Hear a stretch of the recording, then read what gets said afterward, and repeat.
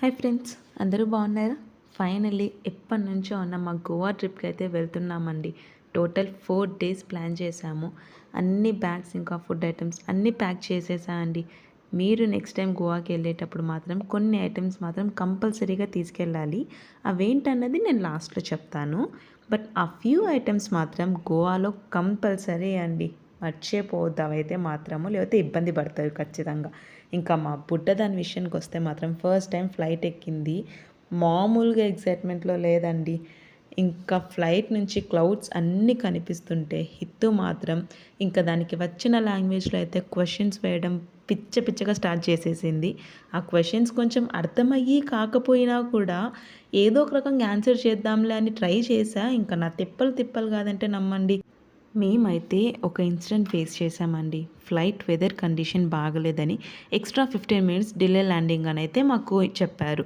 ఇంకేముంది, పండగ అనుకున్నాం. కానీ ఫస్ట్ 5 మినిట్స్ అయితే మాత్రం చాలా బాగుండింది. తర్వాత అస్సలు మూవీ స్టార్ట్ అయిందండి. వెదర్ ఫుల్ అంటే ఫుల్గా మారిపోయింది. ఫ్లైట్ అయితే పైకి వెళ్తుండే కొద్దీ మా హార్ట్ బీట్ అయితే కిందికి వెళ్ళింది అనుకోండి. ఒక టైంలో మాత్రం మేఘాల్లోకి వెళ్ళిపోయి ఒక్కసారిగా మొత్తం చీకటైపోయిందండి. అంతే, ఇంకా భయం స్టార్ట్ అయ్యి దేవుడా ల్యాండ్ అయితే చాలు స్వామి, బ్రతికుంటే బట్నాలు అమ్ముకొనైనా బతకొచ్చు అనిపించేసిందండి. అనుకుంటూనే గోవా అయితే మాకు వెల్కమ్ చెప్పేసింది. అమ్మయ్య, ల్యాండ్ అయితే అయిపోయాము, ప్రశాంతంగా గోవాకైతే వచ్చేసాము. ఇంకా లేటే చేయకుండా రేపటి నుంచి రచ్చ చేసేయాల్సిందే అని చెప్పేసి గట్టిగా ఫిక్స్ అయిపోయామండి. ఇంకా ల్యాండ్ అయిన తర్వాత అంటారా, మా బుడ్డదానికైతే అస్సలంట ఏం అర్థం కాలేదు. ఎందుకు అంత ఫాస్ట్ వెళ్తుంది, ఏం జరుగుతుంది అని చెప్పేసి దాని ఫేస్లో అయితే ఎక్కడలేని క్వశ్చన్స్ అని కనిపించేసాయండి. ఇంకా ఫ్లైట్ అయితే ల్యాండ్ అయిపోయింది.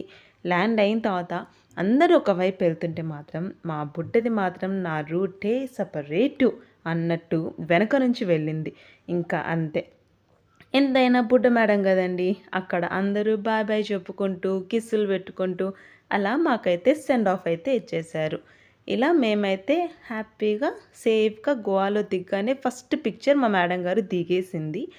ఇక్కడ అయిపోయిన తర్వాత ఇంకా మేము తీసుకున్న రూమ్ అయితే నేను మీకు చెప్తానండి. బీచ్ వ్యూ ఉంది, ఆసమ్గా ఉందండి. నాకైతే చాలా నచ్చేసింది. ఈ ట్రిప్ అయితే మాత్రం నేను చాలా అంటే చాలా ఎంజాయ్ చేశాను.